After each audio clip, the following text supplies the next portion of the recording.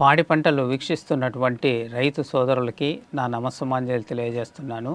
నా పేరు doctor M Srinivasachari, ప్రధాన శాస్త్రవేత్త, వ్యవసాయ పరిశోధన స్థానం కదిరినందు మృత్తికా శాస్త్ర విభాగంలో పనిచేస్తున్నాము.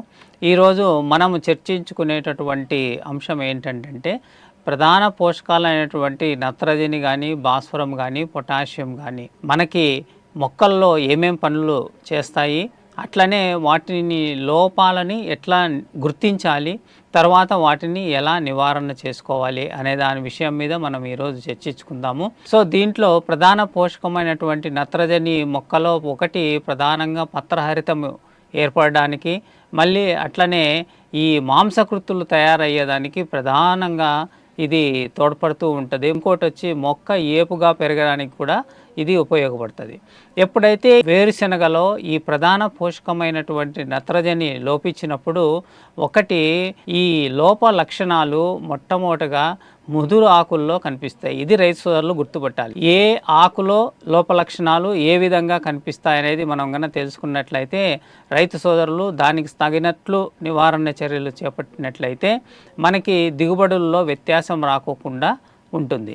సో మొట్టమొదట నత్రజని ముదురు ఆకుల్లో కనిపిస్తుంది. నెక్స్ట్ ఇంకోటి ఏమవుతుందంటే ముదురు ఆకులు అంతా కూడా ఈ ఎల్లో కలర్గా అంటే పసుపు వర్ణంలోకి మారి పాలిపోయినట్లు ఉంటుంది. నెక్స్ట్ లోప తీవ్రత ఎక్కువగా అయితే కనుక ఈ ఆకులు కూడా రాలిపోయేదానికి అవకాశం ఉంది. అట్లనే ఎప్పుడైతే పత్రహరితం లేని పరిస్థితులు ఏర్పడతాయో కిరణజన్య సంయోగక్రియ జరగదు, తద్వారా మొక్క ఎదుగుదల ఆగిపోతుంది. తర్వాత ప్రధానమైనటువంటి పోషకం ఏంటంటే భాస్వరము. ఈ భాస్వరము వేరుశెనగలో ప్రధానంగా వేరు వ్యవస్థ ఏర్పడడానికి తోడ్పాటును కల్పిస్తుంది. మళ్ళీ అట్లనే శక్తి వినిమయ చర్యలు అంటే శక్తి ఏర్పడడానికి అంటే ఏటీపీ అనేది అంటాము. ఆ ఏటీపీ అనేది తయారు చేయడానికి భాస్వరం అనేది ఎంతైనా అవసరము ఉంటుంది.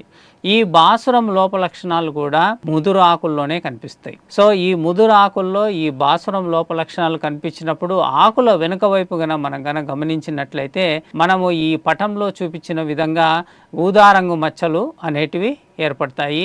భాస్వరం లోపించినప్పుడు పూర్తిగా దాదాపుగా వేరు వ్యవస్థే సరిగా ఏర్పడదు కాబట్టి ఆర్థికంగా రైతు సోదరులు ఎక్కువగా నష్టపోవాల్సినటువంటి అవసరం రావచ్చు. ఆ నష్టము మీకు సుమారుగా 60 నుంచి 80% వరకు వస్తుంది. పొటాషియం ముఖ్యంగా రైతు సోదరులకు చెప్పేది ఏంటంటే నత్రజని లోపాలు కానీ లేకుంటే భాస్వరం లోపాలు కానీ రైతులు పాటిస్తున్నటువంటి పద్ధతుల వల్ల మీకు ఈ రెండింటి లోప లక్షణాలు సాధారణంగా మన పంటలో గమనించడం తక్కువగా ఉంటుంది. కానీ ఈరోజు ఏ రైతు యొక్క పొలం చూసినప్పటికీ కూడా ఈ పొటాషియం లోప లక్షణాలు మనకి ప్రస్ఫుటంగా కనిపిస్తాయి.